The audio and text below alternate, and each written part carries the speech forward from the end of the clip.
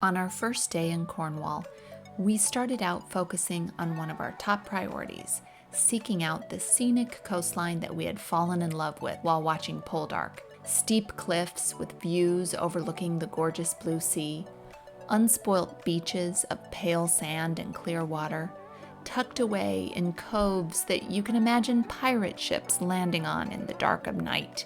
After exploring a picturesque beach, our plan was to visit a couple seaside Cornish towns further along the coast, to explore the culture, architecture, and food, to discover what is uniquely Cornish.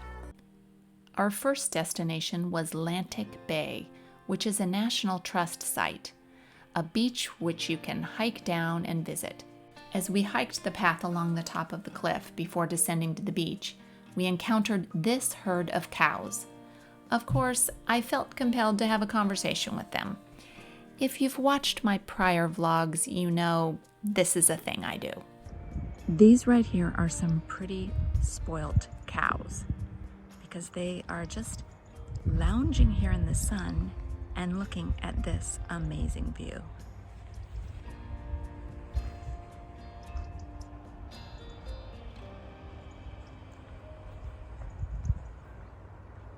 And that is what the cows get to stare at all day. Lucky Cornish cows. You know, you've got a pretty sweet life. Yep. They say that California cows are happy, but I think Cornish cows are probably even happier. After chatting with the cows, it was time to hike down to the beach. The sign said it was just a quarter-mile walk, which didn't sound too bad. But of course, the trail was very steep in places and rather rugged, so it was not a leisurely stroll. We're hiking down to the Lantic Bay beach. Can you hear the waves?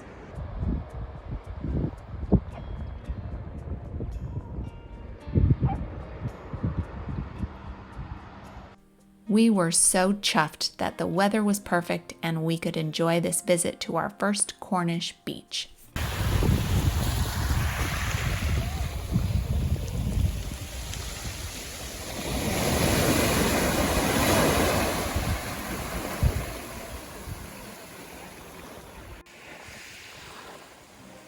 And of course, I could have sat on the beach and watched the waves all day. It was a sight for weary eyes for this landlocked Texan who had traveled 5,000 miles and endured 14 days of quarantine to sit in that sunny, perfect spot and take it all in.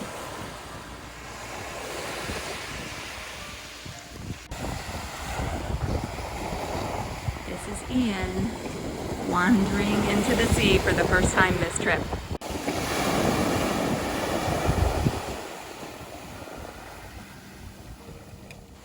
It was also fun to watch the paddleboarders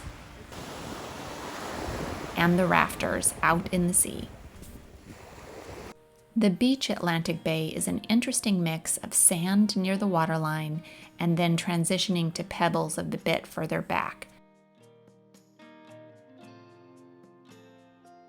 which reminded me of the beach in Nice, which is wonderful. This path is a bit steep, but totally worth it to get to and from the beach. The stair-step climbing that Ian has done has prepared him for this hike up this steep incline. Back at the top of the cliff, we took this photo, which I love because it just captures the giant, clear blue sky of that perfect day. You know that principle of the more you sacrifice for something, the more precious it is to you? That really applies to this trip.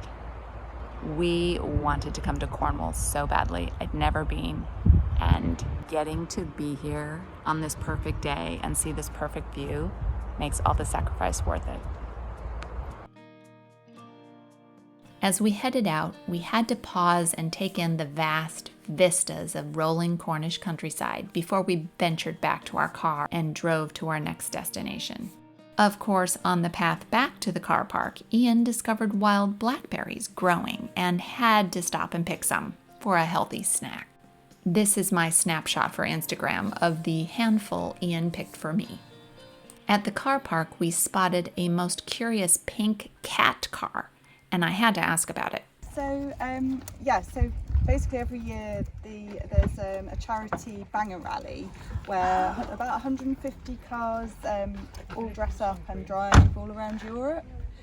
So we did this. Is actually the reason it's so scruffy is because it's 2 years ago that we did it, and we drove. We got the ferry. Well, we drove up to Plymouth, got the ferry over to France, drove down through Spain, down through Portugal, ended up in Morocco. So it's about 3,500 miles they tend to do. It's usually like all the cars go to real effort. So do you know Bagpuss? You know? Nope. So it's a British kids show where there's a very scruffy sort of old toy cat that came to life.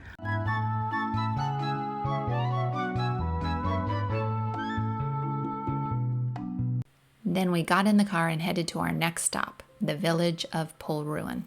From the car park at the top of the hillside in Polruan, you can walk down the steep streets to the water's edge.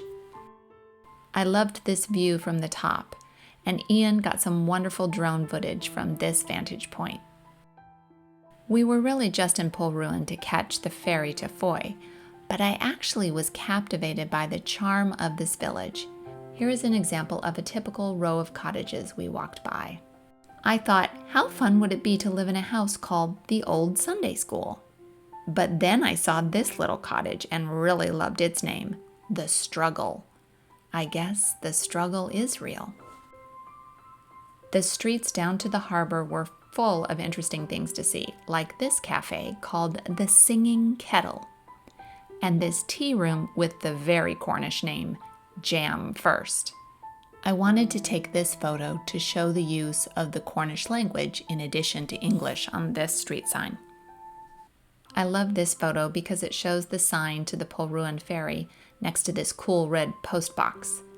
And here I am in my cute hedgehog face mask getting ready to board said ferry. This is the view from our ferry ride, played at warp speed to save time. We are here in very sunny Fowey, Cornwall today. After calling this town Fowey for months, we got here and were schooled in the proper pronunciation of it. But it is a beautiful seaside town. We're looking forward to checking out the church, hopefully exploring the castle, and definitely having my first Cornish pasty in Cornwall, and probably Ian will insist we get some Cornish ice cream as well. Put a mask on your face, you big disgrace, spreading your germs all over the place. This sign on a cafe window in Fowey's Market Street put a smile on my face. And yes, I was wearing my mask when I saw it. We pretty much wore our masks all the time we were walking around a busy town like this. In search of my first Cornish pasty, I snobbishly walked by this place. I was not going to a chain bakery on my quest. However, I have something surprising to tell you about the Cornish bakery chain. It will be revealed in my upcoming vlog of St. Ives. This place, Key Bakery, was where I planned to get my pasties since they had wonderful reviews for good pasties in Fowey. And while their baked goods did look wonderful, sadly, they were already sold out of pasties for the day. I guess this is typically what happens by 2 p.m. each day, and we were just too late in arriving to town. Apparently, the early bird gets the pasty. We did get a pasty at another wonderful bakery in Fowey, and that will all be shown in my upcoming Pasty Quest video, where we share with you the 2 towns and the 4 pasties we tried on this trip to Cornwall. Once we had our nice warm pasties, we found a nice spot on the bench in the churchyard of Fowey Church to enjoy our pasties, and we finally removed our masks so we could eat them. Then we took the opportunity to explore the church. I love little doors on the back of churches. I think they're known as devil's doors. To get that whole story, you might have to Google it. But they're just so cute. and small. So I'm going to step on up here and show you. I would have to hunch down to get through it, which means one thing, I'm much larger than the devil. Inside the church, I very much enjoyed the tall ceiling and gorgeous stained glass windows. My two favorite windows were this one of the four evangelists, Matthew, Mark, Luke, and John, and this one, which I believe beautifully depicts the story of Jesus and Peter walking on water. After the church, we climbed uphill in hopes of visiting the castle-looking structure on the hilltop.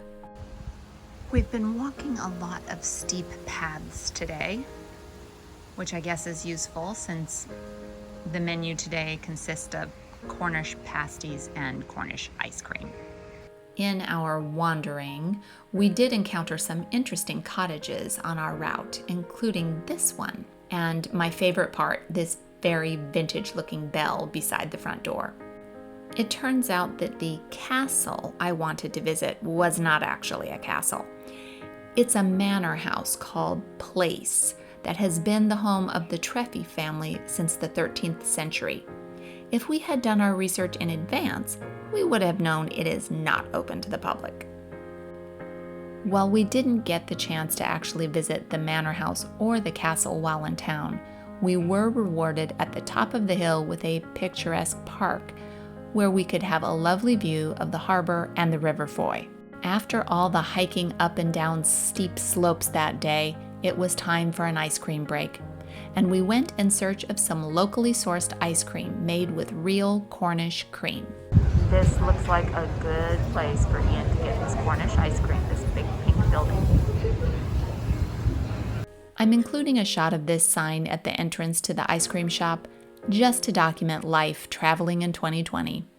I'm looking forward to the day in years to come when this will seem like a very unusual sign. I have eaten pavlova, but never had this flavor of ice cream, so I decided to give it a try. I got raspberry pavlova, which should be raspberry and cream and meringue. It's fantastic. Yes, there's little crunchy bits of meringue, and the raspberry flavor is amazing. 10 out of 10. Ian was promised Cornish ice cream. That's the bribe he had to have in order to eat a pasty. So he's got real Cornish ice cream. The top scoop is rum raisin and the bottom scoop is strawberries and cream. Give it a go. Let us know how it is. Delicious. All Absolutely right. excellent. Speaking of charming, I loved the blue plaque by the entrance to this pub, which marks the location where the Fowey Town Band was formed. Known for apparently playing all the right notes, but not necessarily in the right order. The pub on the whole seems like a quirky and wonderful place. It's called the Ship Inn and has lovely flowers around it. In fact, it's the oldest pub in Fowey. Our day was drawing to a close, so it was time to catch the ferry back to our car in Polruan.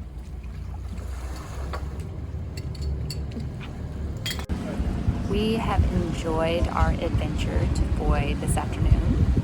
We're now about to board the ferry and go back to Polruan, which is the town behind me. And it was a pretty fun day. We didn't get into the castle, but the church was beautiful. The food was delicious. The town was super fun.